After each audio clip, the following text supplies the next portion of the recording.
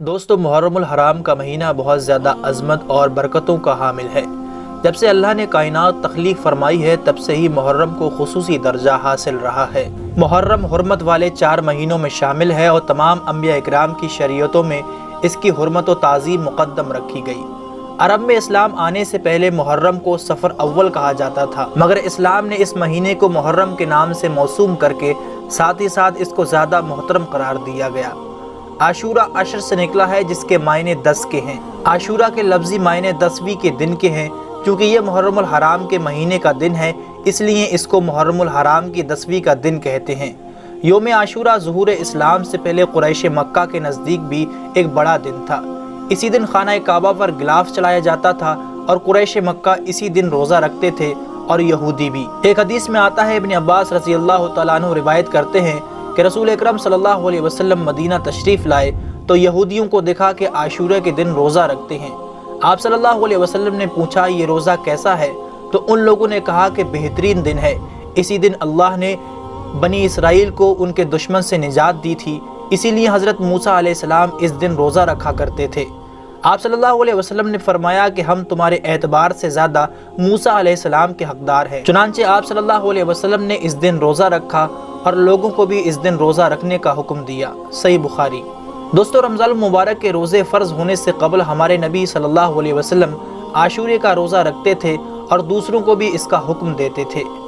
ایک حدیث مبارکہ میں حضرت ابن عمر رضی اللہ تعالیٰ عنہ روایت کرتے ہیں کہ جاہلیت میں عاشورہ کا روزہ فرض تھا، اس کے بعد اسلام میں رمضان کے روزے فرض ہوئے تو آپ صلی اللہ علیہ وسلم نے مسلمانوں سے ارشاد فرمایا کہ اب عاشورہ کا روزہ تمہاری مرضی پر ہے، دل چاہے تو رکھو، نہ چاہے تو نہ رکھو۔ صحیح بخاری۔ دوستو، عاشورے کے روزے کے حوالے سے ایک روایت میں ذکر ملتا ہے، حضرت ابن عباس رضی اللہ تعالیٰ عنہ فرماتے ہیں کہ جس وقت رسول اکرم صلی اللہ علیہ وسلم نے عاشورے کے دن روزہ رکھا اور اس کے روزے کا حکم فرمایا تو انہوں نے عرض کیا، اے اللہ کے رسول صلی اللہ علیہ وسلم، اس دن کی یہودی اور نصرانی تعظیم کرتے ہیں۔ تو رسول اکرم صلی اللہ علیہ وسلم نے فرمایا کہ جب آئندہ سال آئے گا تو ہم 9 تاریخ کا بھی روزہ رکھیں گے۔ راوی نے کہا کہ ابھی آئندہ سال بھی نہیں آیا تھا کہ آپ صلی اللہ علیہ وسلم وفات پا گئے۔ صحیح مسلم۔ اسلامی لحاظ سے دوستو ہمیں بخوبی علم ہے کہ حرمت والے مہینوں میں عبادت کا اجر و ثواب بڑھا دیا جاتا ہے، اسی طرح ان ایام میں برائی کا عذاب بھی بڑھا دیا جاتا ہے، یہاں تک کہ محرم کے روزوں کو رمضان کے بعد سب سے زیادہ افضل قرار دیا گیا ہے۔ اسی حوالے سے ایک اور حدیث پاک میں آتا ہے، حضرت ابو ہریرہ رضی اللہ تعالیٰ عنہ روایت کرتے ہیں کہ آپ صلی اللہ علیہ وسلم سے پوچھا گیا کہ فرض نماز کے بعد کون سی نماز سب سے افضل ہے اور رمضان کے مہینے کے بعد کون سے روزے سب سے افضل ہیں؟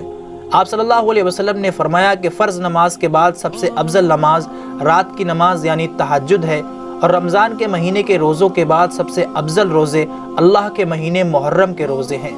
صحیح مسلم۔ اسی طرح ایک اور حدیث میں منقول ہے، حضرت ابو ہریرہ رضی اللہ تعالیٰ عنہ فرماتے ہیں کہ ایک صاحب نبی کریم صلی اللہ علیہ وسلم کی خدمت میں حاضر ہو کر عرض کرنے لگے، رمضان کے بعد سب سے زیادہ فضیلت کن روزوں کی ہے؟ فرمایا، اللہ کا مہینہ جسے تم محرم کہتے ہو۔ سنن ابن ماجہ۔ حضرت ابو قتادہ رضی اللہ تعالیٰ عنہ روایت کرتے ہیں کہ نبی اکرم صلی اللہ علیہ وسلم نے فرمایا، جو شخص یوم عاشورہ یعنی محرم کی 10ویں تاریخ کا روزہ رکھے، مجھے امید ہے کہ اللہ تعالیٰ اس کے گزشتہ سال کے تمام گناہ معاف فرما دے۔ آخر میں دعا ہے کہ اللہ ہم سب کو اس پر عمل کرنے کی توفیق عطا فرمائے۔ آمین ثم آمین۔